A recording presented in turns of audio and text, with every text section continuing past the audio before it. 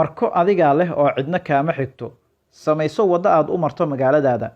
Waa qormo kooban oo uu diyaariyey Cali Ciise Cabdullaahi oo ka mid ah dhalinyarada magaalada Marka. Ciise Cabdullaahi waxa uu kaga hadlayaa arrimo fara badan oo quseeya garoonka diyaaradaha magaalada Marka, kaas oo ay si isku tashi ah u bilaabeen bulshada magaalada Marka. Waxa uuna ku bilaabay qormadiisa dhismaha garoonka magaalada Marka. Bulshada ku nool magaalada Marka waxaa culays weyn ku haya waddo la'aan muddo badan ka jirtay magaaladaasi, iyadoo ay dhib badan tahay in la gaarsiiyo gargaar bini'aadinimo, adeegyada horumarineed ee bulshada iyo midda caafimaad intaba.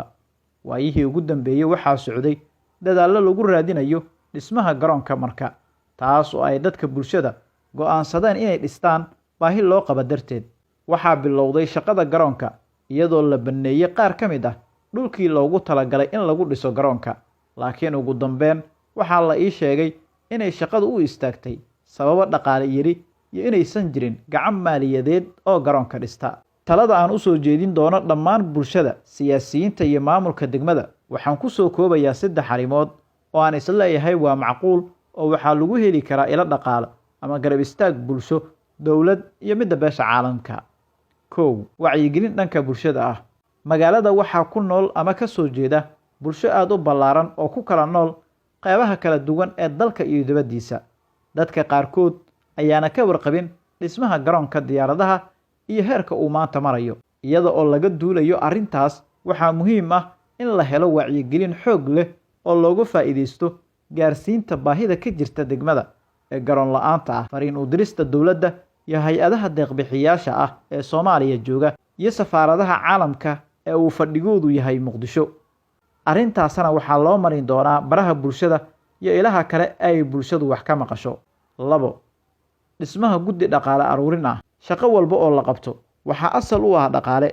Dhismaha garoonka waxa uu u baahan yahay dhaqaale xoog leh, kaas oo ka imaanaya qaybaha kala duwan ee bulshada. Guddiga dhaqaale aruurinta ah si loo dhiso waa inay qayb ka noqdaan indhaha bulshada iyo dadka wax laga maqlo sida culimada, haldoorka bulshada, maamulka degmada, siyaasiyiinta deegaanka, dadka waxgaradka ah iyo dhaqanka. Guddigan ayaa aruurin doona dhaqaalaha, sidoo kalena maamuli doona dhammaan dhaqaalaha soo xarooda. 3. In la faro mashruuc dhismaha garoonka. Magaaladu waxa ay leedahay dad badan oo waxgal ah, sidoo kale dalka ka jooga darajooyin sarsare. Dadkaas oo ka kooban siyaasiyiinta, dhaqanka iyo dhalinyarada waa inay qabtaan shirweyne oo lagu daafurayo mashruucan, kaas oo noqon doona isku tashi iyo wax isla qabsi bulsho. Halkaasina loogu yabooho lacagaha bilowga, isla goobtaasina uu ka soo baxo guddiga dhaqaale aruurinta ah. Arrintan ayaa suurtagelin doonta in indhaha caalamka iyo Soomaalidu arkaan oo ay wax ku darsadaan dhismaha mashruuca garoonka diyaaradaha ee magaalada Marka. Marko adigaa leh, samayso meel aad marto.